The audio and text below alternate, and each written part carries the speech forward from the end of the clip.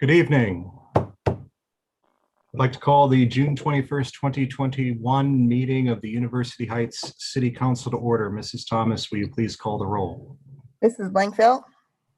Aye, here, present. Mrs. Berry. Here. Mrs. Pardee. Here. Mrs. Weiss. Here. Mr. Ertl. Here. Mr. Rock. Here. Mr. Gould.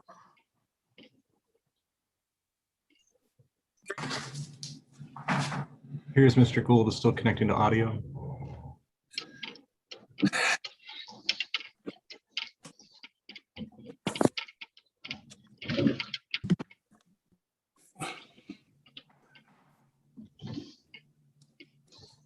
Mr. Gould, are you present?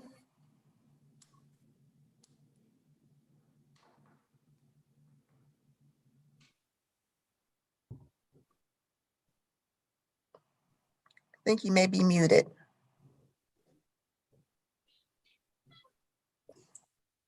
Mr. Gould is present. All right, very good. Will all those who are able, please rise for the Pledge of Allegiance. I pledge allegiance to the flag of the United States of America and to the republic for which it stands, one nation, under God, indivisible, with liberty and justice for all.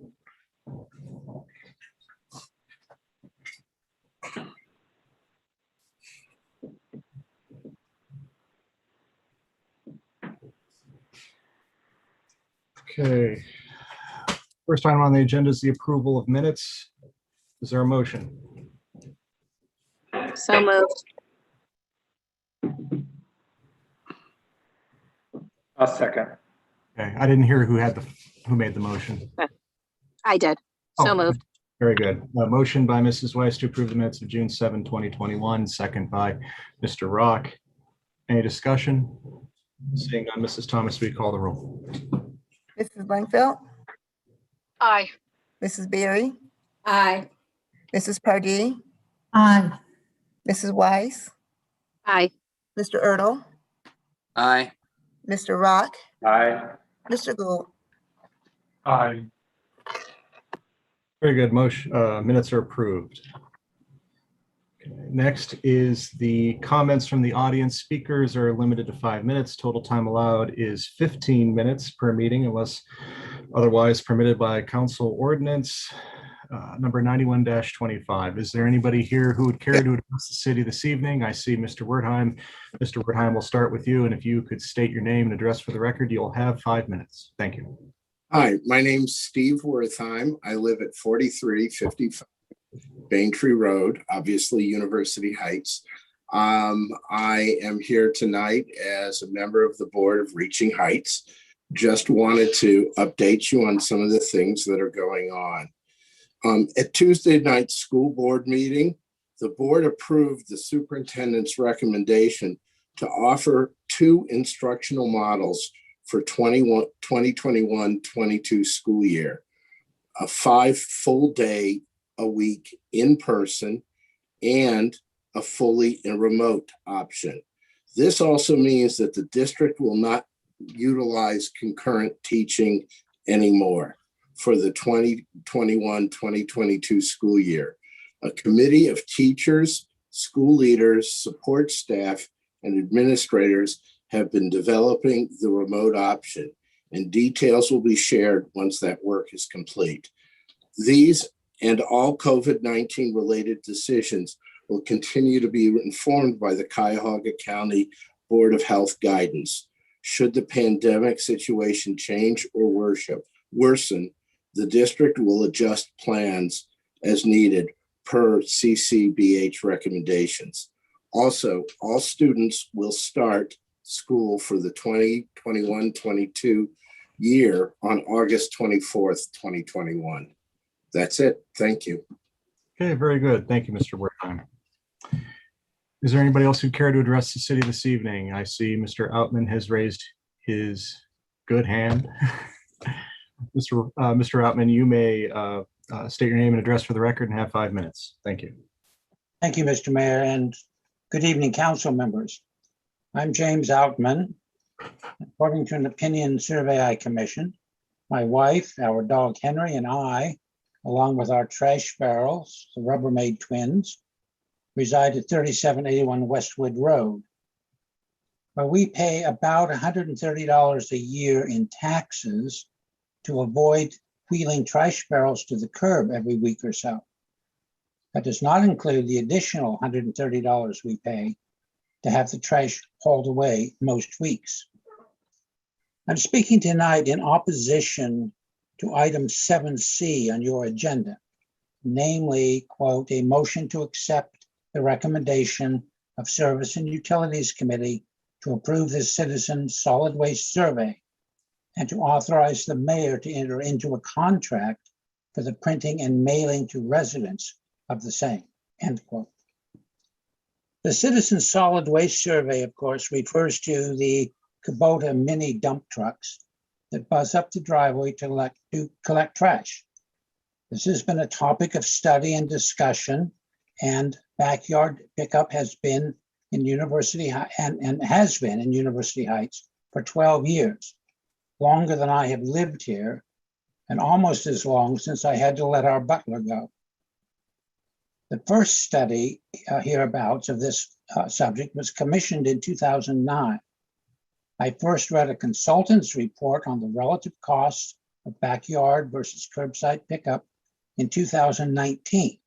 It was still online as of last week, and a revised consultant's report that was published in 2020. Plenty of facts, including cost comparisons with other cities in the region. At University Heights. Tell them I'm gonna reply to the email. Tonight, the council proposes to give a green light to still another study by mail at a cost of around $5,000, not counting time spent studying the results. But, and this is my main point, public opinion surveys like the one proposed are tools of business marketing managers. Business executives use them to gauge public perception on important issues like changing the recipe and color of Cheetos, or what sort of car wash consumers prefer, brushless, scrub-a-dub, or rubbed by hand. Such surveys are not tools of governance. And indeed, contrary to the stated opinion of at least one candidate for mayor, the government of University Heights is not a business. Neither is any other government. To the contrary, it is the responsibility of the city council to analyze and make informed decisions on issues with multiple ramifications, such as trash collection, which affects every household in the city 52 times a year. Backyard pickups cost the citizens of this city approximately an extra $480,000 per year compared to curbside pickup. For math majors, that's $11 per month times 12 months a year times 4,450 houses. University Heights is one of only 3 cities in Cuyahoga County still paying this premium, reminiscent of butlers and scullery maids. The question the council ought to be exploring is what alternatives could this $500,000 finance annually, such as more timely repair of country paths, posing as paved streets, or replacement of aging sewers, or maybe painting the town red. Is the question of alternatives part of your proposed survey? Moreover, this is not an either or, all or nothing proposition, as I've heard it posed. For citizens who find it difficult or impossible to put their bins out at the curb, such as my neighbors in the Alpine region of the city on North Edgerton, those with steep driveways, selective alternatives are always possible, even a remnant of the Kubota Corps kept alive for special cases. But my point here is not whether or not to retain backyard pickup. It is rather to encourage the city council at great long last to buckle down and do your job, which includes analyzing the facts and taking appropriate action based on that analysis, not to conduct a public relations exercise in order to avoid making a hard choice that won't please everyone. Citizens elected you, or most of you, to do just this. If we wanted governance by plebiscite, why not surveys on the budget, or on what candy to distribute during the annual parade, or on the number of armed police? Why not a survey on double entry bookkeeping, or on which criminals to prosecute? Indeed, why not hire marketing majors to run the city? I urge all of you to drop consideration of the further expense of a mail survey estimated by Porath Business Services, there's that word again, business, at around $4,000, including postage, to send the survey with an unknown and unknowable rate of return. Such a survey will generate no new facts, will have no force in law, and its outcome can and will surely be challenged until the cows come home 12 years from now, which will be in 2033, by advocates of one side or the other, or maybe both, with the promise of prolonged dereliction by this council or the next one or the ones after that. This latest rubbish is in your court, not in my barrels. Yes, it's a hot potato gone rot. It also represents a much bigger potential savings than virtually any micro topic, such as debating whether to pay the trash consultants a few extra $100 for yet another presentation that you have spent hours discussing for as long as I've tuned in to our local version of Monday Night Kick the Can on streaming video. Do your duty, ladies and gentlemen. Deal with the trash problem and move on to specifying candy bars at the parade before your summer holiday. Thank you for staying awake. Thank you, Mr. Elvin. Is there anybody else who would care to address the city this evening?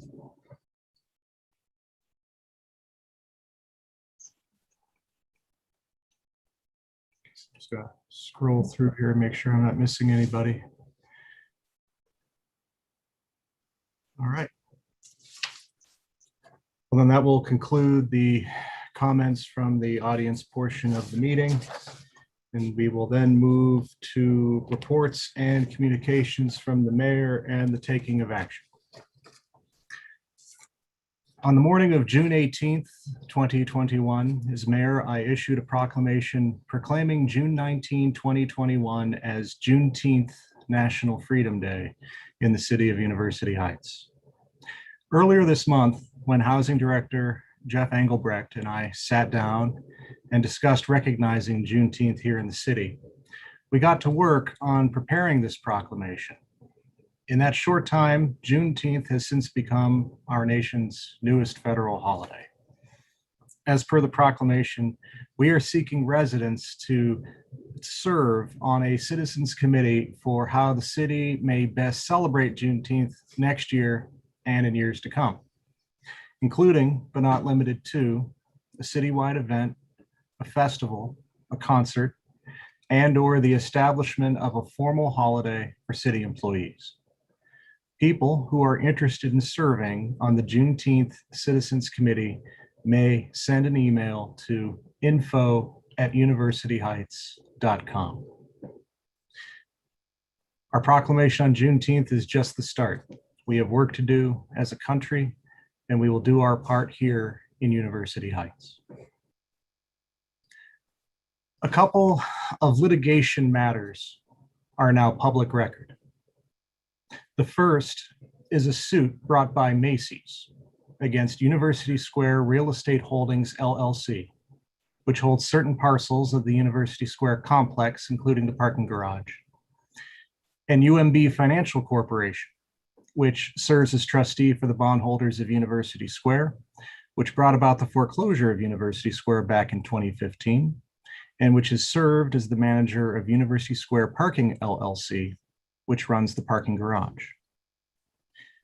As the public record will reflect, Macy's obtained an ex parte temporary restraining order, reopening the parking garage on level 1 and removing UMB as the manager of the parking garage. The court then set the case for preliminary injunction hearing today at 1:30. Last Thursday, the city of University Heights filed for leave to file an amicus brief with the court, setting forth the city's position on an array of issues concerning University Square. The court granted the city's motion for leave and accepted the city's brief, thus putting into the record the city's position and indeed correcting the record, bringing to light facts that the court did not hear during Macy's ex parte hearing. After the filing of the city's brief, the parties then moved the court jointly to continue today's hearing to July 6th. The city calls on Macy's and all the parties to use this time wisely to work out their issues and concerns so that redevelopment of University Square may proceed and to ensure the long-term viability of the shopping center and its parking garage. The second litigation matter was brought by the city against University Realty USA LLC and other parties in connection with 4380 University Parkway, a residential home which is also the site of an unlicensed house of worship known in the community as the Alexander Shul. Since 2019, the city has attempted to work with the rabbi, the congregation, and the stakeholders. The city has received numerous complaints about parking and traffic and unsafe conditions. On February 14, 2021, I personally drove by 4380 University Parkway just before 10 a.m. I observed over 50 cars parked on and around the vicinity, most of them on the street on Milton Road and University Parkway. This, after the agreement made to Planning Commission in February 2020 that no more than 15 people would be allowed inside at one time. So, on February 19, 2021, the city issued a cease and desist letter commanding that operations cease. This was wholly disregarded.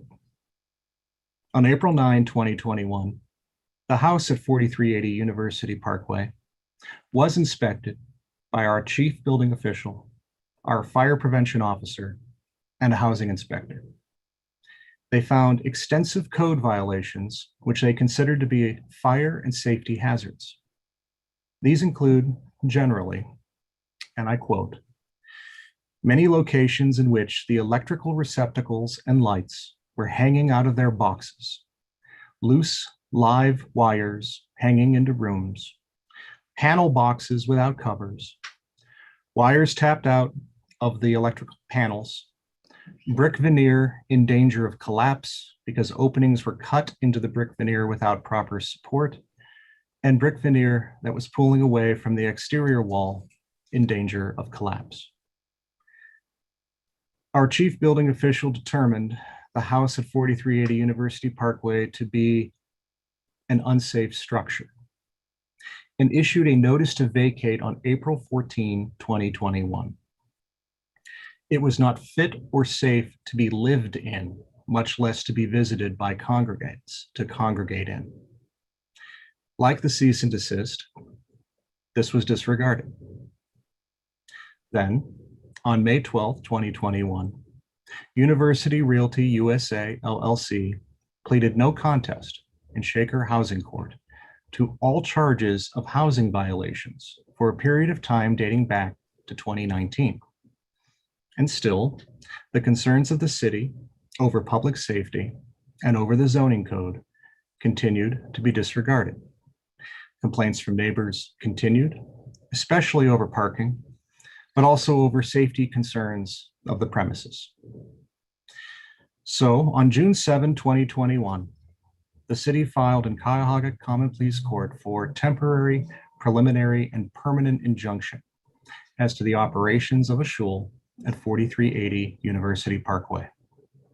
On June 14, 2021, the city and the parties appeared in court and all parties stipulated on the record to a temporary restraining order allowing limited operations on Shabbos only until the preliminary injunction hearing of July 29, 2021, provided they first brought the electrical up to code. I'm happy to report that the electrical passed inspection last week before Shabbos. I want to be very clear that while the city did stipulate on June 14, 2021, to allow limited operation to continue, this is merely to afford time to allow the congregation to make alternative arrangements. It has been 21 months since I first met with the rabbi, 19 months since Alexander Schul appeared before the City Planning Commission and were given 90 days and then another 90 days to submit drawings. Between now and July 29, 2021, the Alexander Schul needs to find a new home, even if temporarily, and until such time as they determine a site for a permanent home of this congregation, presumably with a synagogue building designed and constructed. I would be very pleased one day to be at the groundbreaking of the new permanent home of the Alexander Schul. However, come July 29, 2021, this temporary new home cannot be where it is now, nor can it be in another residential property zoned U1 on a residential side street. Otherwise, on July 29, 2021, the city will seek a preliminary and then permanent injunction to shut down operations at 4380 University Parkway, as it did at 4464 Churchill Boulevard at the request of the residents of that street earlier this year. I am saying this publicly and on the record so that there is no question as to where the city stands on the enforcement of its laws or on its position in this matter. Come July 29, 2021, 4380 University Parkway may be a residence and nothing more. Thank you. This concludes my report.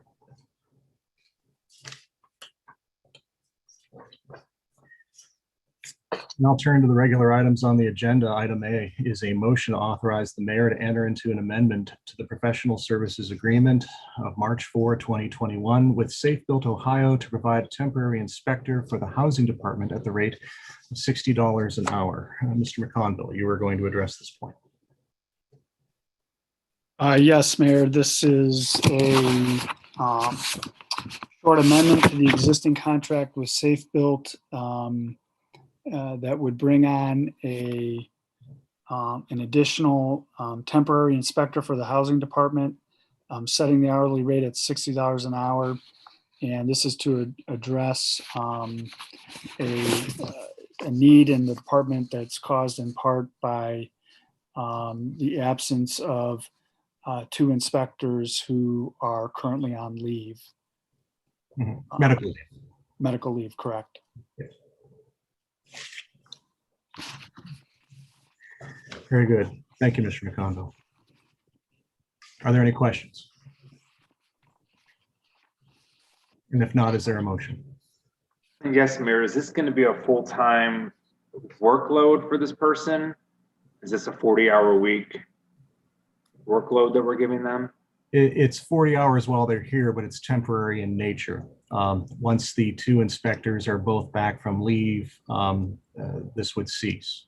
And then does this have a sunset clause on here or any end date so that it's clear that this is indeed temporary? Mr. McConville, is there a provision to that effect?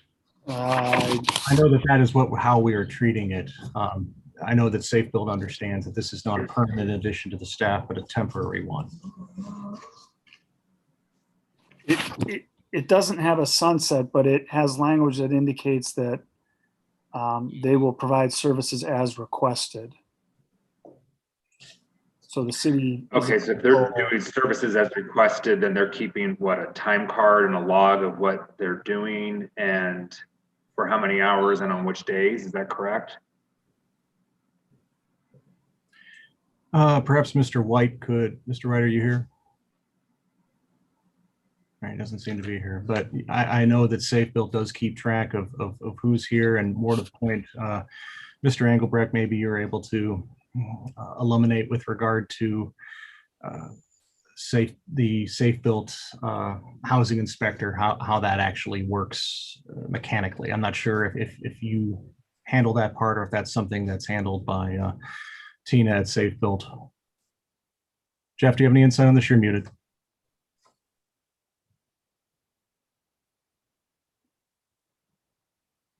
If I could comment, just, Oh, okay. Go. Well, we'll go with Luke first. Thanks. Go I ahead. mean, Mitch.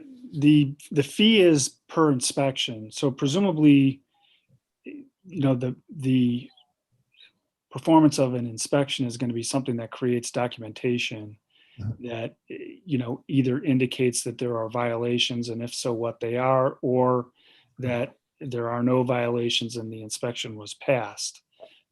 So my sense is that, and I don't, I'm not in the building department every day, but my sense is that there would be paperwork that would be turned in that would generate a number of inspections performed, and that the city, from a contractual standpoint, is in the position of controlling, when we ask for inspections. So at a point in time where we don't need Safe Built services anymore, we simply would stop asking them to provide those particular inspection services. Okay, thank you. I'm okay with the rate. I just wanted to make sure that it's clear that this is indeed temporary and that we're not bringing them on full time, for the rest of the year or whatever the length may be. I just wanted to make sure it's clear that it's temporary. Okay, very good. Well, I will make sure that maybe we'll add language to that effect before we would execute the agreement to ensure that there is no confusion on the point. Thank you. Mayor, I'll make a motion. Very good. Mrs. Weiss? Motion to A approve. motion to approve, yeah. Very good. Motion to approve authorization of the mayor to enter into the amendment to the agreement by Mrs. Weiss. Is there a second? A second. Second by Mrs. Berry. Any discussion on the motion? Seeing none, Mrs. Thomas, we call the roll. Mrs. Blankfeld,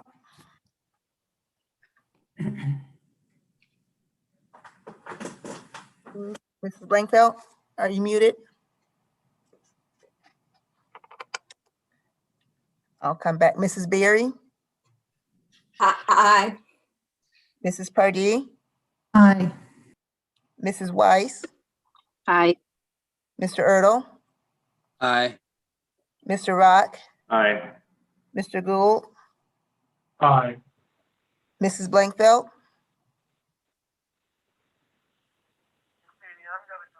Okay, thank you, John. Thank you very much. Goodbye. You mute Ms. Euler, please. I'm trying to.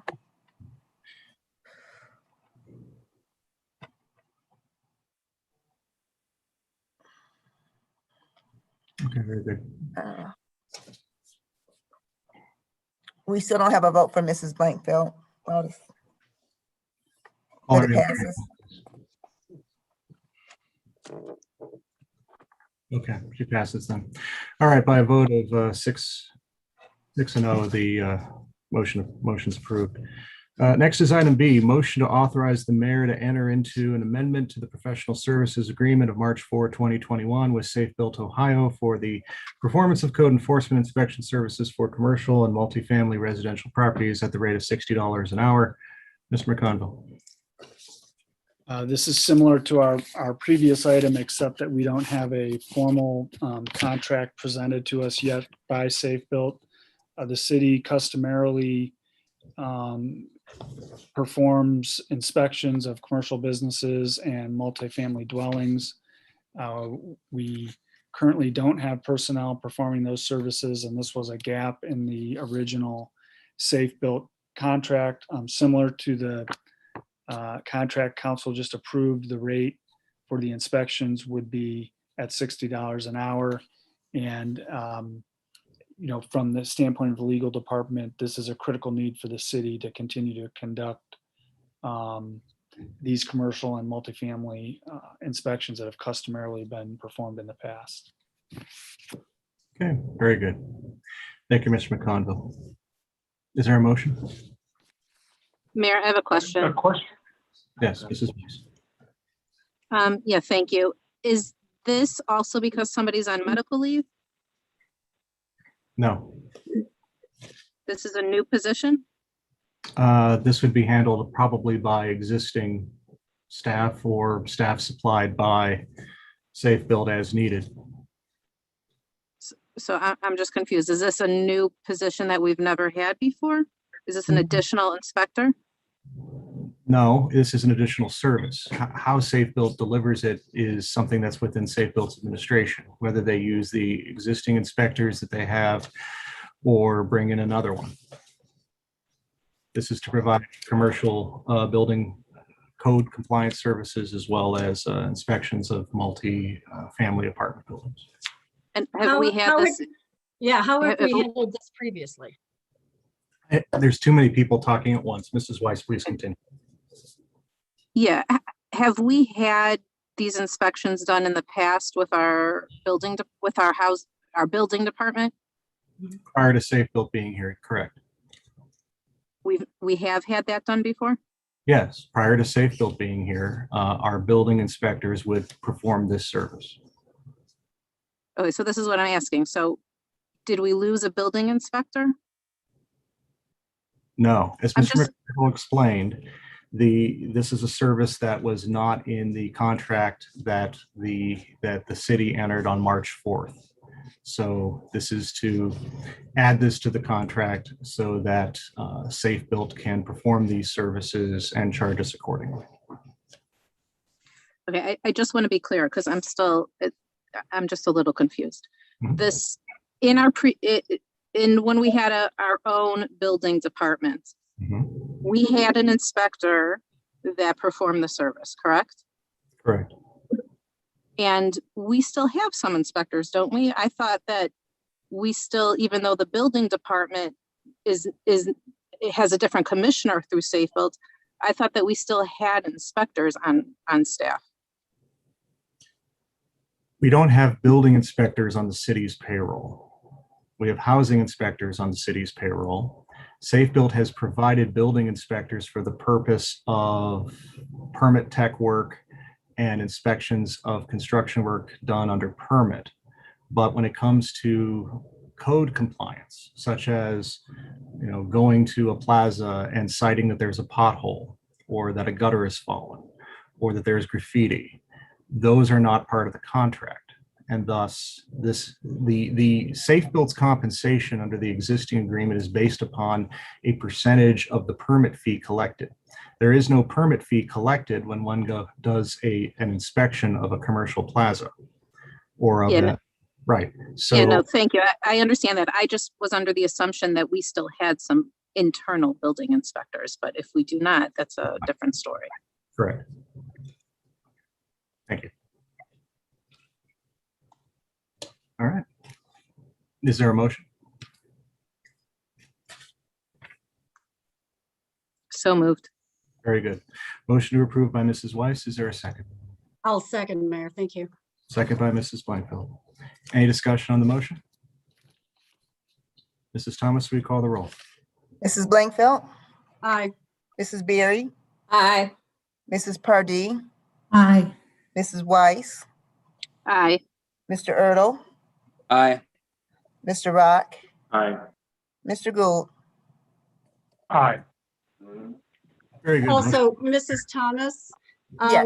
for the record, I would have voted aye on the previous piece of legislation had my computer not lost power and I had to go find the cord. You will vote aye on agenda item A. Yes, please. Thank you. You're welcome. Thank you. Okay, very good. Agenda item C, motion to accept the recommendation of Service and Utilities Committee to approve the Citizen Solid Waste Survey and to authorize the mayor to enter into a contract for the printing and mailing to residents of same. Councilperson Gould, you have the floor. Thank you, Mayor. So when last we met, we had the final revised copy of the survey results our survey questions, excuse me, for council's consideration. You'll recall that Mr. McConville put upon the record his opinion regarding the survey and specifically issues that were raised by the mayor after the Cleveland Heights University Heights City School District audit findings regarding surveys. And the issue presented to the law director was whether or not the survey proposed by the Service and Utilities Committee and as suggested by the solid waste study that was commissioned by the city was similar in ways to the University Heights Cleveland Heights University Heights School District in ways that would also make it impermissible by Ohio law. The law director issued an opinion finding that it would not be impermissible to proceed with the survey. But at the time that it was issued, I believe it was the same day or the Friday before our meeting. So at the request of the administration, we tabled the questions to allow time for the administration to consider the finding from the law director. I haven't heard anything back from you, Mayor, so I put it back on the table. Unless there's any concerns from the administration specifically regarding Mr.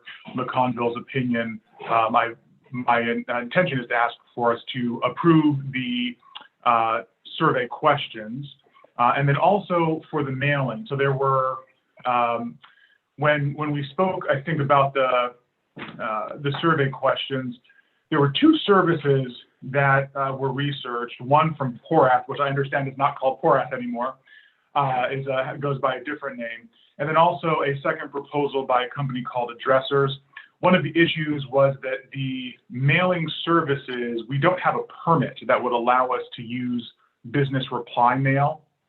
So you either have to find somebody that has that service like Addressers does, and we could use their services, or somebody like Porath who would apply stamps to the return envelopes coming back to us, which would have a cost. I think that we've used Porath before in our discussions about, if we are saving a small amount of money by going by through Addressers versus Porath, who would we want to use? And so my motion today is to approve the final survey results, for final survey questions as reviewed by the Service and Utilities Committee, and also to approve the mayor to enter into a contract of up to $5,000 for the mailing of the survey to citizens by whichever service you choose or another. Very good. Thank you, Mr. Gould. Any further comment, or is there a motion? So moved. Okay, motion by Mrs. Berry. Is there a second? Second. Second by Mrs. Berry. Any discussion on the motion? Seeing none, Mrs. Thomas, will you call the roll? Mrs. Blankfeld, Aye. Mrs. Berry, Aye. Mrs. Pardee, Aye. Mrs. Weiss, Aye. Mr. Erdl, Aye. Mr. Rock, Aye. Mr. Gould. Aye. Okay, very good. Motion carries. Next is item D, ordinance 2021-16, adopting the City of University Heights Employee Policies and Procedures Manual and declaring an emergency. Mr. McConville, you have the floor, sir. Yes, I believe an updated version of the employee handbook was distributed to members of council. In that version, there were some comments by Mr. Kennedy that were left in the margin. There were, I want to say there were somewhere between 60 and 70 comments total that Mr. Kennedy and I reviewed. Much of that appears in redlined language, and the comment was then eliminated from the bubble portion. There were several items, I think about 8 or 10, that we wanted to circle back and discuss further. And then we made decisions on those items. And those are the ones that remained in the document. I since have cleaned that up and sent a revised version out to council members along with one additional section that Mr. Kennedy had suggested and the language for which was provided to council in their packets, which was added as section 6.4 C3. That provision reads in its entirety as follows. Administrative employees of the City of University Heights may not use City of University Heights equipment or resources of any type in any secondary employment. Additionally, any claims for reimbursement to the city, which are also submitted and or paid by a secondary employer, are not permissible. That language is now included in the handbook, and the handbook is otherwise substantively identical to what was provided to members of council. Because of the administrative glitch, which I take responsibility for, it's been suggested that this may be something council wants to review further and table until a special meeting in July. And of course, we'll entertain any questions about substantive matters in the handbook. Very good. Thank you, Mr. McConville. Is there a motion to table to the special meeting in July to be determined? So move. Thank you, Mrs. Berry. Motion by Mrs. Berry to table to the special meeting in July. Is there a second? Second. Second by Mr. Erdl. On the motion to table, Mrs. Thomas, we call the roll. Mrs. Blankfeld, Aye. Mrs. Berry, Aye. Mrs. Pardee, Aye. Mrs. Weiss, Aye. Mr. Erdl, Aye. Mr. Rock, Aye. Mr. Gould. Aye. Very good. Item is tabled. Next is letter E, resolution 2021-20, adopting the alternative 2022 tax budget. This is on second reading and on emergency. Mr. Kennedy, you have the floor. Thank you, Mayor. This is the second reading of the alternate tax budget for next year. There's no changes to the property tax rates that are being proposed. I would probably recommend that maybe next year, when the final payment is made on the park bonds, before the tax budget is done in the summer, that the administration and council at that time look to any changes they would like to make in terms of additional voted debt. There is I went back and looked, there's just a small difference in the amount of inside millage the city can claim. And I talked with the county about that, so we will be making that adjustment. But next year, the voted levy for the park bonds will expire. The bonds will be paid off, so there'll be no need to levy that tax. That then would be something you want to look at is possible new levies related to maybe facilities expansion, things like that. But this year, we're not proposing any change to the rates that will be effective January 1st, 2022. Okay, very good. Thank you, Mr. Kennedy. Any questions for Mr. Kennedy? And if not, is there a motion? So moved. I'll second. Okay, motion by Mrs. Weiss to adopt, second by Mrs. Blankfeld, that on emergency, Mrs. Weiss? Yes. Yeah, an emergency. Very good. Any discussion? Now, because it is a second reading, we only need one vote, but it is on emergency, so we still need 5 in favor. So, Mrs. Thomas, will you please call the roll? Mrs. Blankfeld, Aye. Mrs. Berry, Aye. Mrs. Pardee, Aye. Mrs. Weiss, Aye. Mr. Erdl, Aye. Mr. Rock, Aye. Mr. Gould. Aye. Okay, very good. Motion carries. Thank you, Mr. Kennedy. Next is item F, ordinance 2021-24, ordinance authorizing the transfer of funds from the from the general fund 100 to the Street Lighting Fund 203 and declaring an emergency. Mr. Kennedy. Thanks, Mayor. This is a budgeted transfer that was included in the permanent budget that council approved back in March. The monies that are generated by the special assessment for streetlights is no longer sufficient to pay the annual cost of the lighting bills. So this small transfer will get us through the obligations in 2021. And again, it's something I think in the future we should take a look at in terms of special assessments to see if that needs to be changed when those assessments are filed. The next time that'll be done is this September. But this was a budgeted transfer, and it will take care of between that and the property tax collections generated by the special assessments will give us enough resources to pay the lighting bills for 2021. Okay, very good. Thank you, Mr. Kennedy. Any questions for Mr. Kennedy? And if not, is there a motion? I'll make a motion, Mayor. Thank you. Okay, a motion by Mrs. Blankfeld to authorize the transfer of funds from the general fund to the street fund and declaring an emergency? Yes. Very good. Motion by Mrs. Blankfeld. Is there a second? Second. Okay, I'll take the second from Mr. Erdl. Mrs. Thomas, will you call the roll first on the suspension of the rules? Mrs. Blankfeld, Aye. Mrs. Berry, Aye. Mrs. Pardee, Aye. Mrs. Weiss, Aye. Mr. Erdl, Aye. Mr. Rock, Aye. Mr. Gould, Aye. And then on the main motion. Mrs. Blankfeld, Aye. Mrs. Berry, Aye.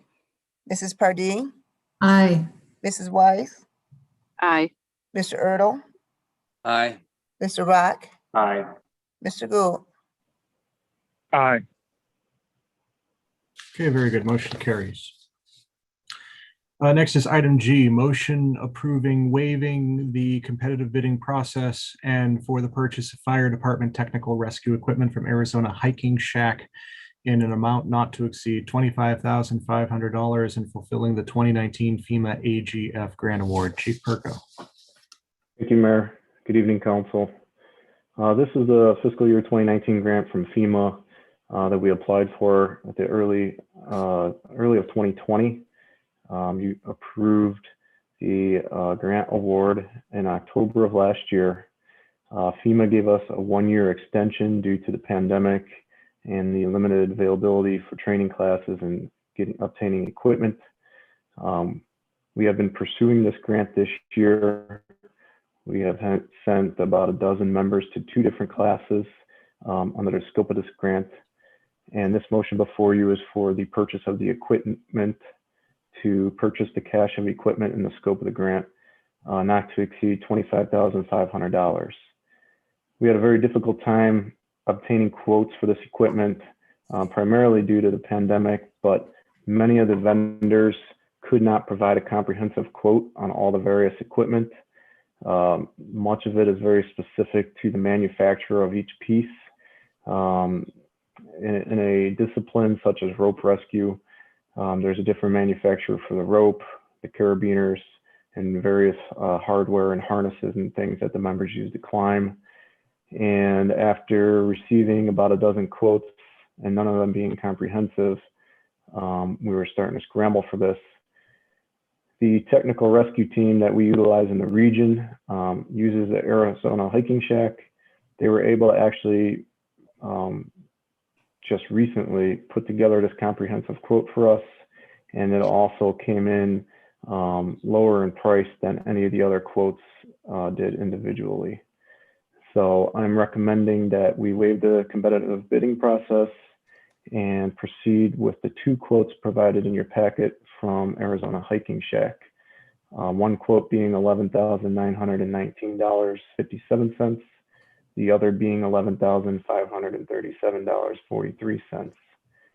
Although those only total $23,457, I'm respectfully requesting that we pass this with the not to exceed $25,500 so that they can include shipping.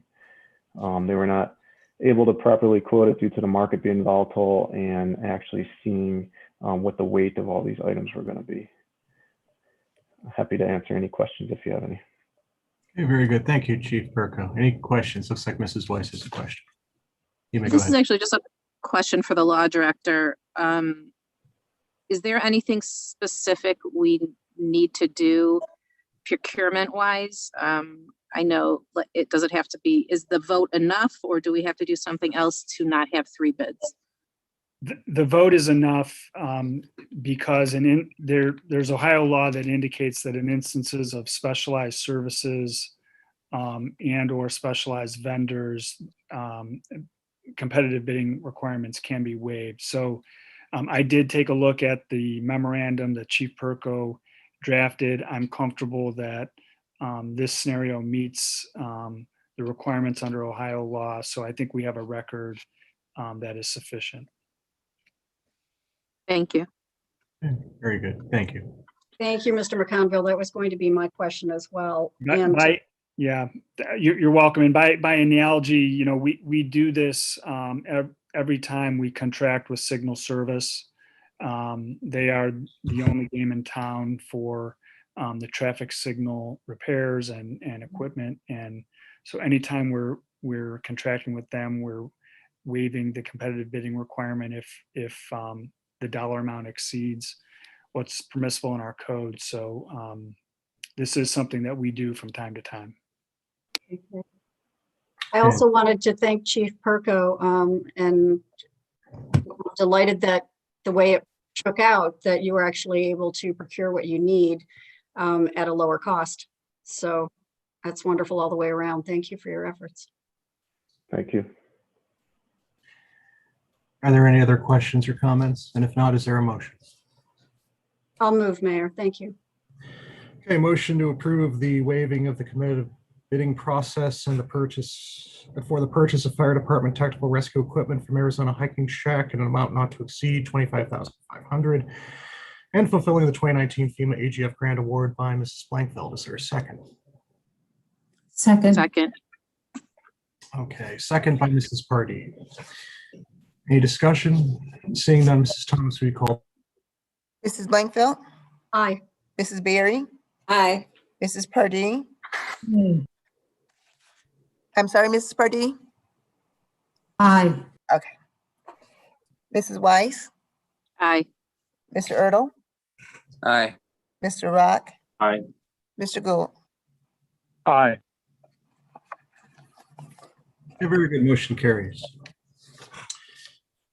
Next is item H, motion to approve the purchase of 2 new police vehicles from statewide Fort Lincoln based on state contract with a cost not to exceed $75,510 for the purchase of essential industry standard vehicle equipment from various vendors, not to exceed $53,586.22 for a grand total cost for vehicles, equipment, installation, and miscellaneous costs not to exceed $138,078.22. Before I recognize Chief Rogers, I would just, as a parenthetical, like to draw the council's attention that item J is actually something that's incorporated within item H. So when we get that, we may need to simply amend the agenda to remove item J. Just know that those items that are listed in J are part of agenda item H. Chief Rogers, you have the floor. Thank you, Mayor, and thank you for explaining that item issue.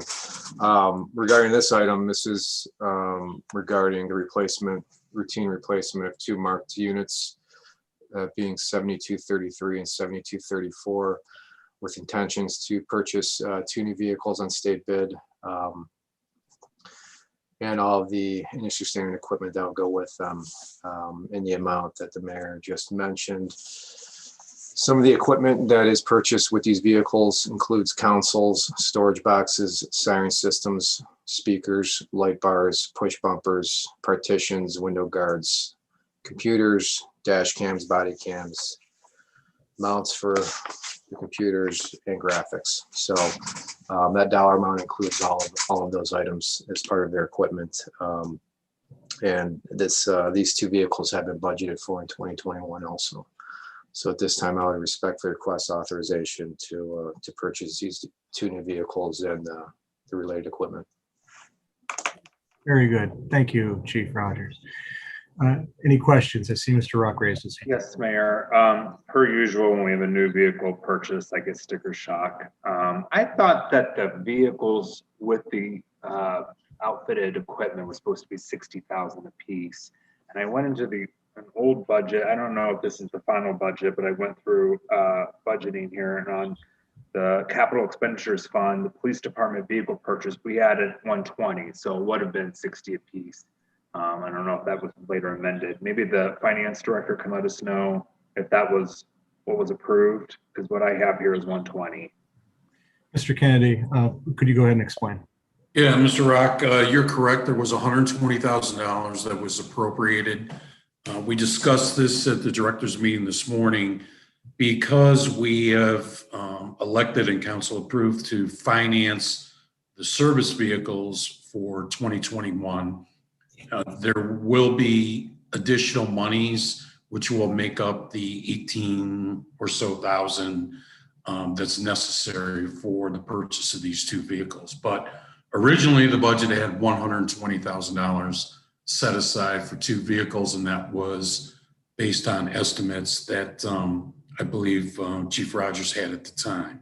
That's correct. They also acknowledged 2018 pricing. There has been some significant increases in related equipment and vehicle pricing in the past year. Well, I just feel a little uncomfortable with this because what we approved was 120 with the explanation of what would go into these vehicles. We had a couple of safety committee meetings to talk about what goes in them. This is a 15% increase over what we had budgeted. So I'm a little uncomfortable approving something that's within that threshold of 15%. I don't know if any of my colleagues have anything to add to that, but I would like to see what goes into a 120 vehicle instead of a 138, you know, for two vehicles for 120,000. You know, what equipment did we spec versus what was originally budgeted? I mean, is there something that was added later? That's where I'm a little confused. The prices went up, I believe. They were 120 last year. They're 138 this year. Chief, could you elaborate? So there's a lot of different items obviously involved in the speccing of these vehicles, from the vehicles themselves to the equipment. These vehicles are purchased consistent with industry standard vehicles and equipment and consistent with our previous expenses for these equipment and vehicles. If it would help, I could provide the specs from the vehicles that were purchased in 2018 if it's needed to make a. Yeah, I would like that. I would appreciate that. At this point, I would have no other information other than there's been cost increases like most things, and supply and demand chains have been disrupted, obviously. And Chief, could you, how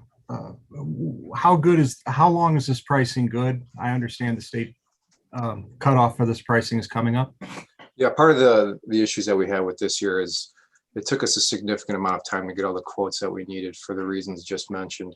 It's very difficult right now with supply chains at various levels of whatever we're trying to obtain or procure. So since the budget was approved months ago, we've been trying to get quotes for the related equipment. That just has taken some time, obviously. Up until recently, we got everything that we needed. But with that being said, the contract does expire through statewide in the next few days. And if there is delay, there is a chance that it would delay it to later in the fall for the actual purchase of the vehicles. And then also there would be a period of time that it would take to actually procure the vehicles and have them outfitted and installed and ready for use. Thank you, Chief. Mayor? Mrs. Weiss. Yeah, thank you. You know, I do understand what Councilman Rock is saying with a 15% increase. It is a significant sum. However, I do also realize that the supply chain with so many components, especially I know chips are having, you know, huge issues. I think I would be in favor of passing it and taking a look, you know, where we can trim back other areas of our budget. I will say that the primary time issue is regarding the purchase of the vehicles and the related equipment just from statewide. So that would be obviously much less than the total dollar amount. If you look at the packet information, the first two quotes in the packets are specific to the police vehicles and the equipment specifically from statewide, which together,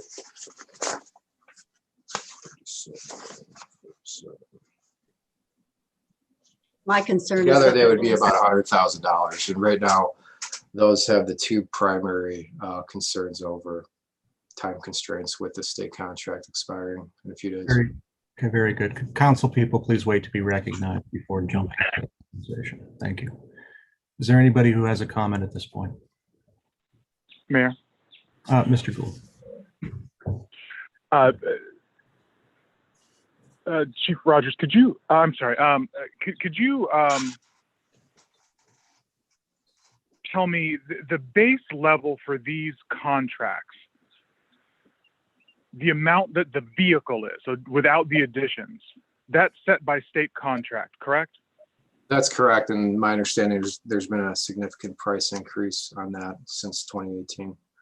I also have Lieutenant Lombardo here that can probably speak to more of the specifics if needed, but my understanding is there has been a pretty significant increase on the vehicle costs themselves, not necessarily in the equipment. So is it a 4-year contract then, or when does the contract rates, when are they renewed and for how long are they good? I believe they're annually. Lieutenant Lombardo could probably speak further on that, but I know this one expires in a few days and then they'll rebid it, and they should probably have something in place within a few months. And so when we budgeted this in January to March of 2021, we used 2018 prices? For general budgeting purposes, that would seem to be the case. What was the rate that was allocated by contract for 2000? Well, so this is the same contract then. So the dollars that are used in this contract, or the price in this contract, was in existence when this budget was contemplated? They could have been. Yeah. Were they? Well, if it was a 1-year contract, I'd say that they were. Okay, but instead of using those numbers, we used the 2018. Well, keep in mind, it takes a significant amount of work to get these types of quotes drafted up. And regarding the history of capital improvements, we have not been authorized to purchase vehicles in more of the years that we've been authorized to do so. So we did use numbers that were based on actual purchasing. We didn't spend the amount of time that it would have taken to get the quotes for all of the vehicles and equipment, that we would do so once we're authorized for purchase in the budget process. So that the contract with the state then doesn't entitle you to make a purchase at a certain price for the base vehicle?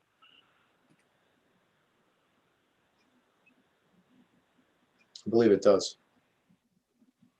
So when you talk about timing and quotes, can you help me understand how that plays into the price difference that you're talking about now? I mean, what I'm trying to understand is the base price that we see here, we knew about in March, and you said that there was something about bidding and timeline and the extensive bidding process that you would have to go through to get those numbers, but I thought you were entitled to buy the vehicle at that base price by contract, and that it's the other items that you're bidding on, right? No, not necessarily. No. Okay, can you? We didn't have that different data. We didn't have the vehicle data in March or in the winter when we were doing the budget. What part of the data? The state contract pricing, or? We didn't have any of it current. And how did you come? Why didn't you have the state contract pricing that was in existence then when you were budgeting earlier this year? Based on the history of not being authorized to purchase police cars, we didn't spend. How did that history prevent you from getting those pricing from the state? Well, it didn't prevent me. We didn't get it. We used estimates from previous purchases in 2018. Okay. And there was an alternate that was publicized by the department of this alternate Cuyahoga County kind of intervention facility that departments like ours can use in lieu of jail. How can you explain how What does this have to do with this particular agenda item? Oh, of course. My question that I asked was how transport to those facilities occurs. And in my consideration of how I'll vote on this, I'd like to know that because, the additional vehicles may be used by officers to transport to those additional facilities if in fact that's the way that agreement works. So I'd like that information. Okay, very good. Chief, go ahead and address that, please. I didn't follow the question. What was it? The call of the question was the alternate placement that you have available to you as a department for individuals who may be having mental health issues through the county. You publicized that recently through, I think you spoke about it in your report, either last meeting or the meeting before that. How does transport to those facilities work? So we're obligated to transport them there. It's a voluntary service that places individuals that are at high risk and have mental health issues or substance abuse issues, and they voluntarily want to take part in the program, which we would then transport them to Cleveland to go to the diversion center. So in addition to having sufficient vehicles, inside of the city, utilization of those, really positive programs will require transportation by police services outside of the city as well? That's correct. Thank you. Thank you, Mayor. Nothing further. All right. Thank you, Mr. Gould. Are there any other questions or comments? Mrs. Blankfeld, is that your hand? No. Okay. Is there a Just one more question for Mr. Kennedy. If he could just tell us what the cushion was and where we saved on another capital expenditure, how much we saved. Sure, Mr. Rock. If you can remember a few meetings ago, council approved the financing at a rate under 2% for 2 trucks for the service department. One of those trucks was the refuse vehicle that's on order. That was roughly about $241,000 in the budget, paid for as a cash purchase this year.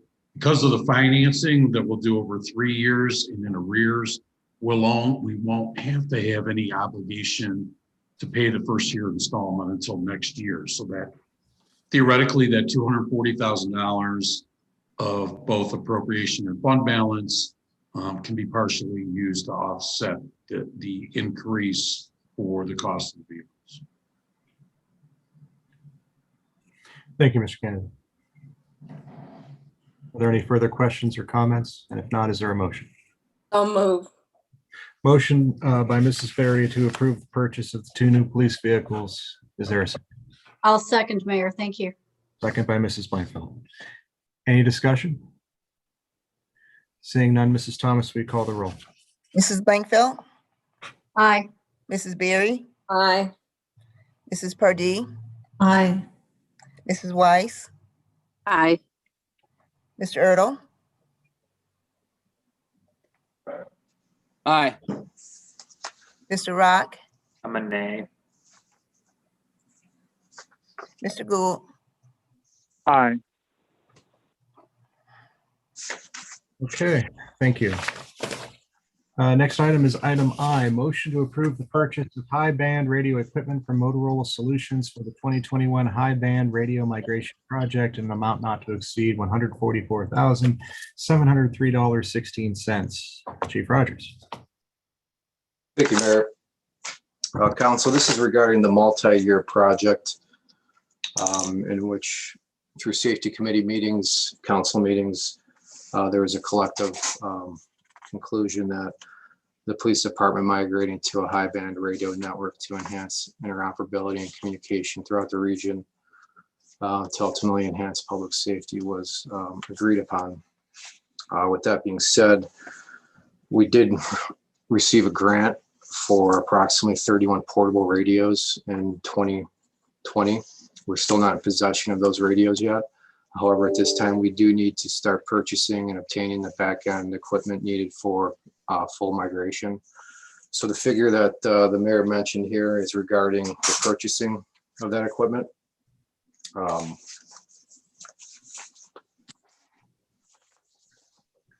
Second.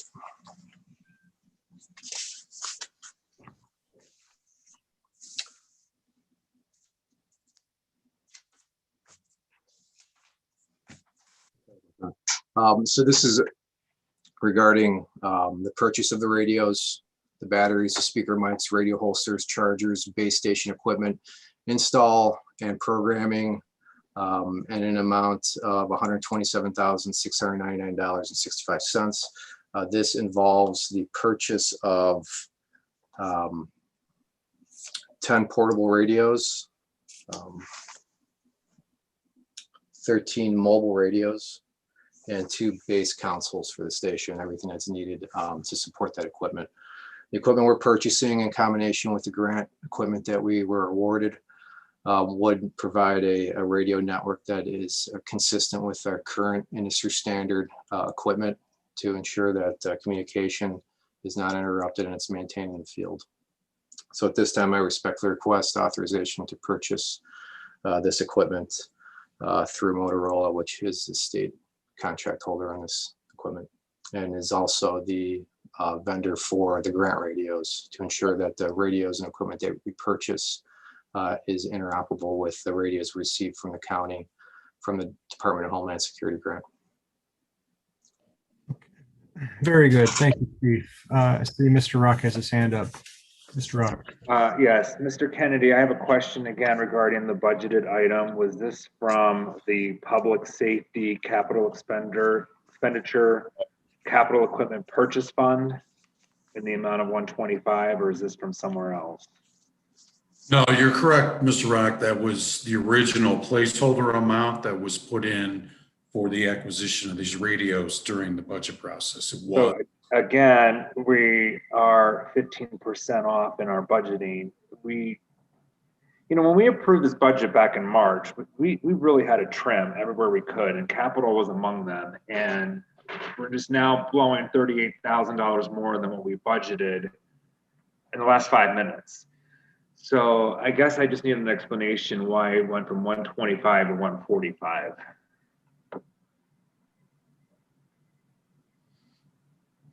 Mr. Kennedy or Chief Rogers, do either of you have a response? I will say that in the safety committee meeting in December of 2019, also in the memo that you received in the packet for tonight's council agenda, to acknowledge that the high costs for this migration project on our end would be up to $145,000. Thank you, Chief. Any other questions or comments? Is there a motion? So moved. Motion by Mrs. Berry to approve the purchase of the high band radio equipment.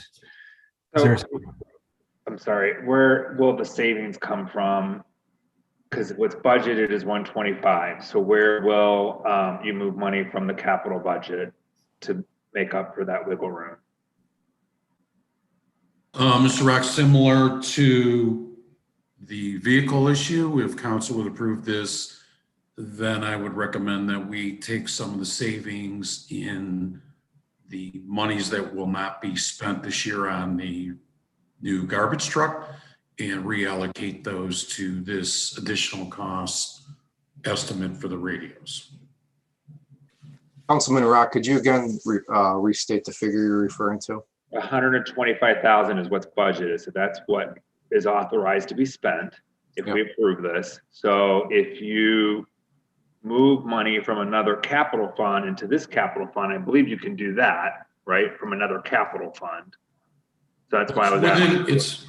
It's within the same fund.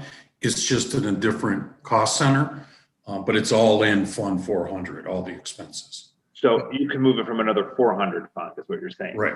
Which are all capital expenditures. Correct.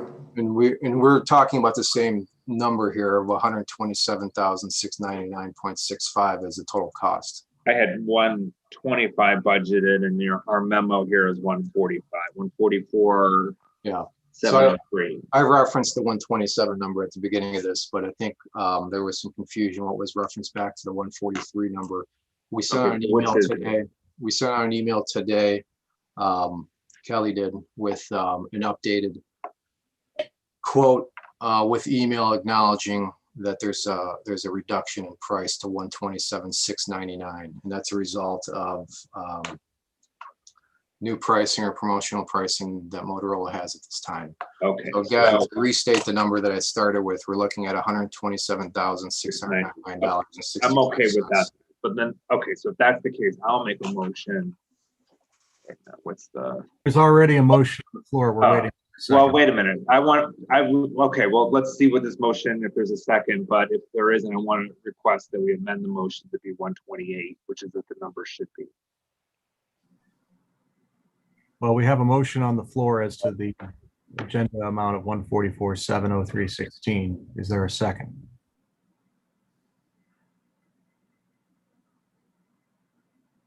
Okay, if there's no second, then that motion fails for want of a second.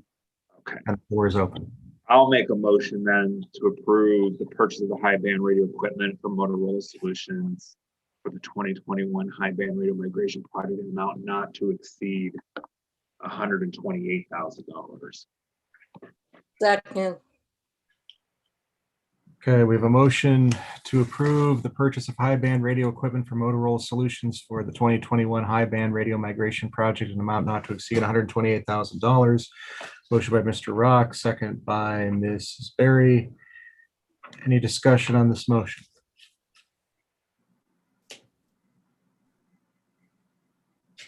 Okay. Seeing no discussion, Mrs. Thomas, will you please call the roll? Mrs. Blankfeld, Aye. Mrs. Berry, Aye. Mrs. Pardee, Aye. Mrs. Weiss, Aye. Mr. Erdl, Aye. Mr. Rock, Aye. Mr. Gould. Aye.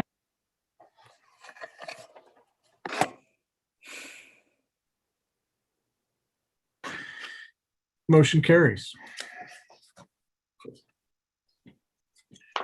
All right, item J, is referencing back, is there a motion to delete item J from the agenda?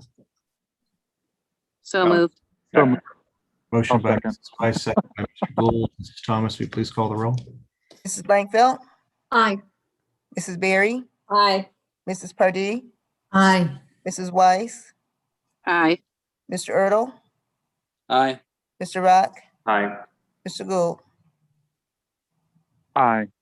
Okay, item J is deleted. Item K, motion to approve entering into the third year of a 3-year contract with Midwest Parking Lot Maintenance LLC for the 2021 line striping / pavement marking project in an amount not to exceed $46,429.70. Chief Rogers.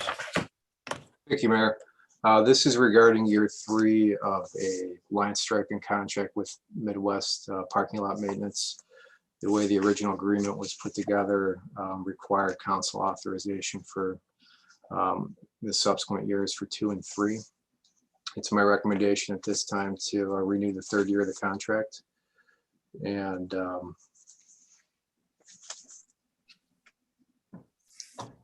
2020 amount not to exceed $46,429. Okay. Very good. Thank you, Chief. Any questions? If not, is there a motion? So moved. Motion to approve entering into the 3rd year of the 3-year contract with Midwest Parking Lot Maintenance LLC for the 2021 line striping pavement marking project in an amount not to exceed $46,429.70 by Mrs. Weiss. Is there a second? I'll second, Mayor. Thank you. Second by Mrs. Blankfeld. All right. Any discussion on the motion? Seeing none, Mrs. Thomas, we call the roll. Mrs. Blankfeld, Aye. Mrs. Berry, Aye. Mrs. Pardee, Aye. Mrs. Weiss, Aye. Mr. Erdl, Aye. Mr. Rock, Aye. Mr. Gould. Aye. Okay, motion carries. Next is item L, motion to hold an executive session immediately following this regular meeting for the purpose of discussing personnel, legal, and/or real estate matters. We have no matters at this time for which we would need to move into an executive session.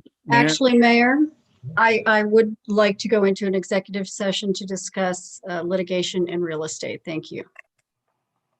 Okay. Mr. McConville, yeah, I saw you raise your hand too. Well, I was going to suggest that I deliver my report in executive session and give members of council a little more detail on the litigation matters that were raised during your report and provide them with an opportunity to ask me any questions that they'd like to. We happen to know if that's the same, if that covers what Mrs. Blankfeld's asking about or what real estate we're talking about? It does indeed. Thank you, Mayor. Okay, very good. And we have a motion. So do we have a motion then to hold an executive session immediately following this regular meeting for the purpose of discussing a litigation matter regarding real estate? So moved. Okay. Mayor, Mrs. Blankfeld, would you mind amending your motion to also include personnel matters? I'd also like to discuss a personnel matter in executive session. I'd be happy to. Thank you, Mr. Gold. Mayor, Thank you. please note that should be amended to also include personnel matter. And I'll second the amended motion. Okay. All right. So the motion is amended to include a personnel matter, and it's been seconded. Mrs. Thomas, will you please call the roll? Mrs. Blankfeld, Aye. Mrs. Berry. Aye. I'll call Mrs. Pardee, but I believe she had to leave. No, I'm here. You're still here? Okay. Mrs. Pardee, Hi. Mrs. Weiss. It's Mrs. Weiss who had to leave. I'm sorry. Mr. Ertl, Aye. Mr. Rock, Aye. Mr. Gould. Aye. Okay, very good. We will hold that executive session then at the end of the regular portion of the meeting. Director's reports, finance, Mr. Kennedy. Thank you, Mayor. A couple items. Just in the past 2 months, we've completed 3 years of the audit of the CIC. I think the board council members that are board members received a copy of a report issued by the Auditor of State. We're happy that everything came out there with little or no consequence. And as council is aware, the 2019 audit was completed by the Auditor of State. That was the item that we waived the post-audit conference for. There were no findings or misstatements in that audit. And we have a draft report for the audit for 2020 that is not a public record yet, but that audit is substantially complete as well. So we're up to date on all the audits, and we'll keep council informed as to what the next steps are for the release of the 2020 audit. A couple of items, just housekeeping. We received, in May of every year, we receive a refund of the 3% retainer charge that the Regional Income Tax Agency takes out of all our tax collections. Once they reconcile the prior year's expenses, spread those amongst all the member communities, they then refund any difference between what that escrow estimate was and what the actual cost was. So in May, we received a little over $116,000 as a refund of our retainer expense. So that was recorded on our books in the month of May. We also, council did approve an emergency item several months ago to repair some crossing signals that were damaged in an accident. That was a little over $16,000. We did get a full recovery of those monies. And that came in the month of May as well. I had hoped to finish kind of like an executive summary of the financial reports that I sent you late last week. I still have to complete that, but just a couple items of note. At the end of May, we had $7.26 million in our investment portfolio maintained by Fifth Third Securities. A year ago, at the end of May, we had $6.76 million. So the balance in our investment portfolio has increased just under $500,000 in the span of a year. So That was to repay some of the monies that we were forced to use in 2019, in the beginning of 2020 because of some cash shortages. But we're back to where we need to be and more. And the revenue is running about 2% over what the estimates are for the first 5 months of the year. Expenses are about 3% under. That varies, of course, with individual line items. I'll get you some more detail on that probably tomorrow. But I did send those reports out. I wanted to get that information out to everybody. And would be happy to answer any questions and would wish everybody best for the summer since you're on recess for a couple of months, I think. But I'd be happy to answer any questions. Very good. Thank you, Mr. Kennedy. Are there any questions for Mr. Kennedy? Okay, seeing none. Thank you. Thank you. We will now move to Director of Law. Mr. McConville, I think you said you were going to deliver your report in executive session. Do you have anything now, or is it all there? Just one brief comment, Mayor, in connection with the earlier report that Mr. Kennedy provided in connection with the street lighting program. I think council should probably consider directing me to put together an ordinance enacting a new assessment so that that program does not run at a negative for the city. We have enacted assessments in the past, and so I could work with Mr. Kennedy on getting those numbers and putting something together at your direction. Other than that, my report I will issue in executive session. Okay, very good. Thank you, Mr. McConville. Public Safety, Police, Chief Rogers. Mayor, no report. Okay, thank you, Chief.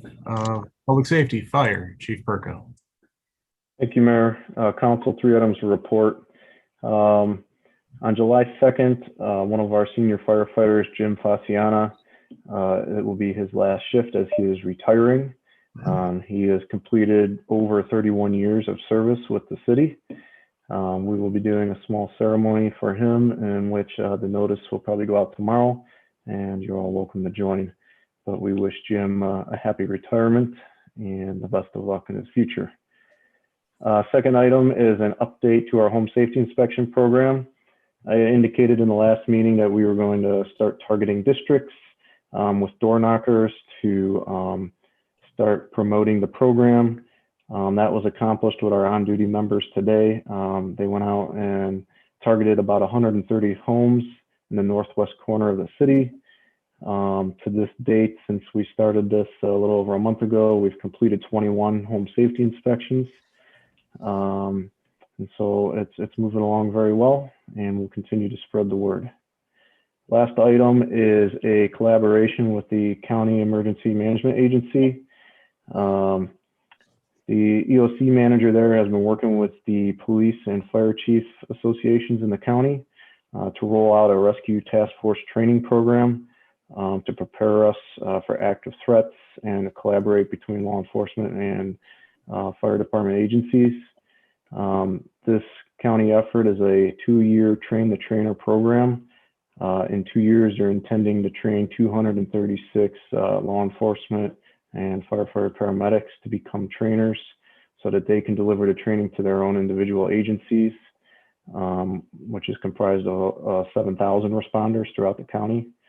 So this is year 1 of the program. They're going to be hosting 4 of these training events, and we've collaborated with the school board and the county, and we've been chosen to host these this year.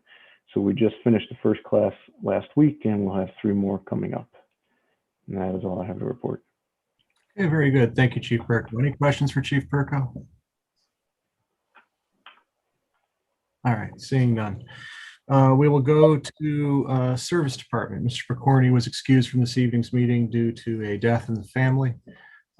He did ask me, he was going to prepare a report, but due to time, he asked me if I could simply share an email he sent to me Tuesday of last week, convey the information in this. Mayor, on Friday, June 11, 2021, truck 21-7, a 2000 Mack LE 613 cabin chassis purchased used in 2013, experienced transmission failure. You may recall the truck 21-1, a 2000 Mack LE 613 cabin chassis purchased in 2012 has been out of service since last year. This eliminates the second rubbish truck from our fleet and will result in lawn leaf bags and tied piles of brush being collected by a small dump truck. It will also prevent us from transferring yard waste out of the service department yard on any rubbish day. In addition, it eliminates our backup rubbish truck. We now have 5 operating trucks, which is the minimum required to collect and transfer garbage and recycling. The estimated cost of a transmission replacement rebuild is approximately $10,000 and will require approximately a month. We are looking into the possibility of using the transmission from 21-1 as a replacement, but this will require removing both transmissions and transferring one, which will take several weeks. This would also make the sale of 21-1 difficult without a transmission. The new rubbish truck authorized for purchase in April 2021 and ordered on May 2021 has a 6-month lead time and is expected in November 2021 at the earliest. If the transfer of transmissions is not possible, we may have to rent a rear load rubbish truck for several months. I will let you know the potential costs once I have one. Thanks, Jeff Picorni, Service Director. I then had a discussion where I urged him to look in the aftermarket for a replacement transmission. And then there's a follow-up email. Mayor, as discussed, we have contacted several transmission supply and repair shops to find the quickest method of repair for 21-7. All 2000 transmissions are rebuilt. No one has a new transmission attached. Please find 3 quotes. I'm recommending Atlas Truck Repair, who will tow the vehicle, install a rebuilt transmission within 2 weeks of receiving the vehicle. Atlas Truck Repair will remove the old and install a rebuilt within 2 weeks for $6,000 plus $200 towing. The lowest price rebuild transmission online was truckpaper.com for $7,695 of the week to deliver and several days to install. Third quote was from W.W. Williams, who does the fire department trucks, at $15,789 with towing and approximately 3 weeks to repair. I did go ahead and authorize what Mr. Picorni recommended, the Atlas Truck Repair, to remove the old and install a rebuilt within 2 weeks for $6,000 plus $200 towing. Wanted to make sure, Mr. Picorni wanted you to know, and I also wanted you to know about this because this is, while we're waiting for the rebuild, is going to certainly hamper some operations, especially with regard to picking up yard waste. And, we can and are using the small dump truck for that, but it's also going to result in a lot of space being used up in the yard with yard waste as it builds up, and we're not able to have a truck that can transport that, at least until this one is back. So just wanted to make sure that the council was aware of that as well as the public. Thank you. Next then is the building department. So it doesn't appear Mr. White is here. Mr. White? Okay. We will then skip the building department report and go to housing and community development. Mr. Engelbrecht, you have the floor, sir. Yes, thank you. The department secured open and vacant properties located at 2539 Channing and 3621 Raymont. Council can expect to learn of some search warrants for properties which were abandoned, open to entry, and suspected of having interior damage. Looking for those search warrants in a little over a week. I'll update council via email on the addresses of the properties once the search warrants are obtained. The department requested tax foreclosures against 3 problem properties at 2215 Brockway, 3045 Tullamore, and 3673 Washington. These were 3 of the 4 properties that we requested search warrants for previously. The property at 3621 East Scarborough received a judgment of foreclosure in its open tax foreclosure case. And according to the county, the sheriff's sale will likely be scheduled for the beginning of next year. The city's website has been updated with greater info on loans and grants, info on mediations between neighbors, landlords, and tenants, and emergency assistance for families needing help with utilities and rent. That's under the Community Resources tab in the Housing and Community Development section of the site. And I'd like to thank the community members and council members who have reached out to the department about issues regarding problem properties in the city. The department is moving forward and issuing violation notices for these properties, which could result in criminal cases. That's all I Okay, very good. Thank you, Mr. Engelbrecht. Any questions for Mr. Engelbrecht? Mrs. Blindfeld. Not a question, but just a comment. Thank you, Mr. Engelbrecht, for following up on those properties, especially the Channing property. I know that residents are delighted to have that moving forward.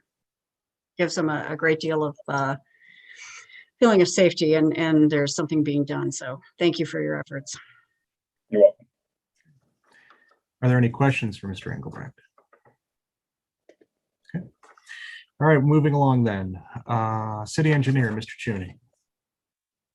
Thank you, Mayor, and good evening, Council. Just one quick item to report this evening. On June 11th, we opened bids for the Cedar Road Road Improvement Project, basically a resurfacing project. As you recall, that project extends from South Taylor Road to Fenwick. It skips the concrete part through Cedar Center and then goes from Miramar to Green as far as the improvements go. The low bidder was approximately $1,860,000. Of that, the federal government's going to be paying $1,385,000. These are round numbers. The county will be giving us $250,000 toward that, leaving a balance of about $2.25, which we split with South Euclid. In the end, our share at University Heights will be approximately $157,000. Now, none of that is official, and we're not here for an award of that because all of this has to go down to Columbus. They have to approve the bids, they have to approve all the paperwork, and then it'll come back to the City Council for an award. And I'm anticipating that in your special meeting in July, if you have one in July. So, end of report. Okay, very good. Thank you, Mr. Chuney. Any questions, Mr. Chuney? All right, seeing none. Communications and civic engagement, Mr. Cook. Okay. I think Mr. Cook actually had to step out of this meeting. Okay, all right, we'll circle back to Mr. Cook. All right, well then we'll go ahead to economic development. Mr. Drucker, or excuse me, Mrs. Drucker, you have the floor. Thank you. Good evening, Mayor and Council. One of the programs that has really been put on hold because of the pandemic had been our business outreach program. So with the help of our two interns, Maeve Kozak and Chase Mandel, I've been able to initiate that program again this year. We have not, and if you recall last year, that's when we were talking about that, the shop local decal and some other things that we were doing for businesses with free promotions and advertising. So we have been able to have a face-to-face touch point with 129 businesses so far. We have not completed the business list, but we've made it through a majority of the business visitations. So that program is up and running, and the businesses were really appreciative to just get that outreach from the city again that they were used to, because it's been so long since we could go from store to store and office to office, just to, like I said, to either give any assistance to them, help with any grant programs. And it also gives us an opportunity to really get that information back about just to update our records with our businesses, our vacancy rate. I have not, since I didn't complete it, I don't have a vacancy rate yet for you, but I will have that when you come back from your break. We'll definitely be done with meeting with all the businesses, but it gives us the opportunity also to get make sure our contact information and everything's updated. So it's been a really good thing that we've been able to get this program back up and running, since that is a big part of our to keep that outreach for our business community. And then as far as for the RFP, the mayor and Councilman Rock and I are having a meeting, I believe tomorrow, and we will be then bringing a final recommendation for our recommendation for the comprehensive zoning code update. Since you'll be having a special meeting, hopefully we could tack that on at the special meeting as well. And that is my report for this evening. Very good. Thank you, Mrs. Drucker. Any questions for Mrs. Drucker? Yes, I have one. Can you tell me, can you tell me what's going on down at the old KFC building? You know, so that owner of the KFC, they had pulled permits right before winter, and they tore the parking lot up to do some asphalt and some exterior maintenance, mostly of the parking lot area. And then he indicated this would have been probably around December, January, that he had a retailer in line. And then I was just talking with the business manager of Cleveland Heights, because we meet periodically just to touch base on what's going on with the Cedar Taylor area. And so I sent an email, because I'm never successful with phone calls, just to ask for an update. And if in fact he does have somebody coming in, a business coming into that location. But that's also part of what you had approved earlier with the commercial inspections. That's one of the businesses that's been on my list that would need inspection, because they pulled the permits, and I don't know, I've got to check the time to see if they've even completed the time within that allotted time frame, which I thought was 6 months, but I could be wrong with that. So, but that's one of the ones that we want inspected, just because they tore it up and they have not completed their work over there.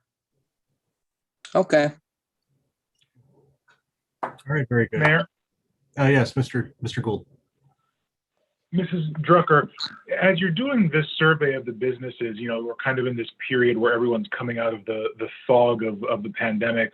Are you seeing any particular patterns of needs with the businesses in University Heights related to reopening and the issues that they've had to sustain during the past several years or year and a half? No, the complaint that's really been consistent, and this has been through the pandemic, is that every time we would get information for whether it's a county program or state program for grant funding, none of our businesses appear to really be successful in securing any of those grants. So, and I had expressed that to the council months ago when the county set out their first phase, and not a single business, not one single business from University Heights received anything from the county, which I was really disappointed with. So that was really that's the one feedback, that there was some disappointment that they weren't able to secure these grants, which, we can't control that, but at least, there was some frustration with that. But as far as with the reopening, people are excited again that they're open. They were appreciative that we are offering to do either some free promotions or anything on our social media, in our newsletters. So a lot of times when chambers do that, they'll charge businesses for that service, where we offer that free of charge, because the last thing our businesses need is another bill. So we want to help promote them and encourage people to shop local, and that they are open. We're back in business, and it's important to to let residents know we want them to frequent our stores. So so that was that's really what I was hearing, that was the consistent, I guess, frustration through it all. But they were very appreciative of the business outreach, just seeing people again. People can walk around their stores freely, so that makes it a lot easier. Some people, when we do our business visits, we still wear a mask, because we don't know what individual stores or businesses prefer. So it's better to be safe, play it safe. But having that freedom that people now things were opening up, there aren't the regulations, the cost of what businesses were putting in with the partitions or things like that. They kind of feel like, okay, now it's nice again that we don't have these separators, so to speak, so they can they could really mingle with their customers when they come through the store. So I thought, to me, it seems like people were really more so very positive and upbeat that businesses are open again, but they're still struggling because it was such a long, people were out of business for a long time. And even though things might have only been shut down a couple months and then partially opened, these businesses really did hurt, because then a lot of things were going for online. Online business was really taking off, where the face-to-face go into a store or visit an office was really declining. So So they're encouraged, and that's why I'd like to see what that vacancy rate's going to be.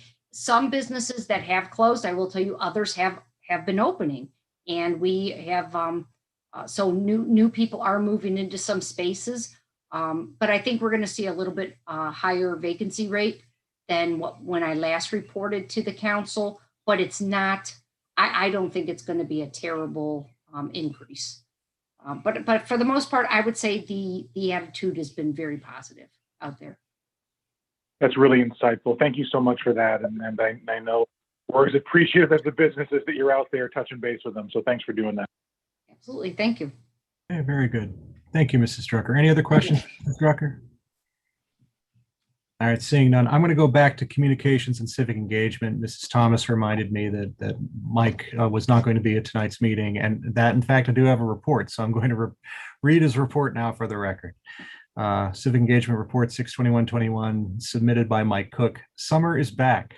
July will be a very busy month in University Heights. Our summer concert series begins July 1st at John Carroll University with a concert by the University Heights Symphonic Band, followed by a screening of Raiders of the Lost Ark. Our first ever 4th of July parade will take place on Independence Day, starting at 11 a.m. It will follow our traditional parade route. Starting on July 8th, our summer concert series returns to the Walt. Singer-songwriter Diana Chichester will perform on July 8th, followed by rapper Aaron Malik on July 15th, reggae group Carlos Jones and the Plus Band on July 22nd, and the month concludes with the cover band Old School on July 29th. All of these events will be promoted in our At Your Service newsletter on Facebook, Instagram, and Twitter. We also have a presence on TikTok to promote our summer events. Follow us at University Heights Summer on TikTok for more information. And that would conclude Mr. Cook's report. We will now move on to the reports from standing committees, building and housing. Mrs. Blankfeld. No report, Mayor. Thank you. Thank you. Community outreach, Mrs. Pardee. No report, Mayor. Thank you. Thank you, Mrs. Pardee. Economic development, Mr. Rock. I think Ms. Drucker covered everything that we're discussing with the RFP, so no further report. Okay, very good. Thank you. Finance, Mrs. Weiss. I believe she had to leave the meeting. Anybody here have a report from finance? Okay. Recreation, Mr. Erdl. No report, Mayor. Okay, very good. Safety, Mrs. Berry. No report. Okay, thank you. Service and utilities, Mr. Gould. Our only report item was covered on the agenda today, so nothing further. Thank you. Sure. Very good. And then committee of the whole, Mrs. Weiss. Does anybody have a report? Okay, seeing none. We are through the regular portion of tonight's meeting. We did have a motion to go into executive session. I'm unaware of any additional business that will be had following that motion, or rather following that executive session, provided the but I'm unaware of any additional business that would be entered following the executive session other than a motion to adjourn. Members of the public are, of course, welcome to stay here or view later on YouTube if there is anything. We do anticipate having a special meeting in the month of July. We have not yet determined a date. We have not yet determined a firm location. After July, beginning on July 1st, absent any extension, which is not anticipated at this point by the state, public meetings will have to resume being live and in person. So I anticipate we will be somewhere over on Miramar at the school board property for our special meeting after July 1st. We'll firm up exactly the details of that around the time that we firm up that date. So with that said, Mrs. Thomas, if you could give me the controls so I can move everybody who belongs in executive session over to the executive session. We will then go there. Thanks.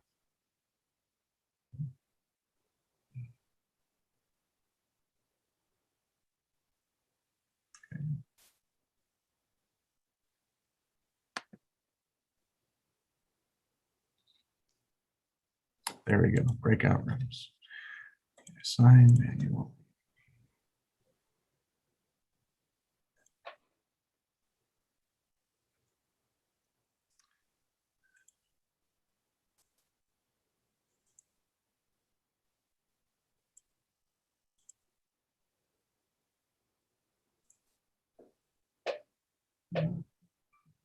See here.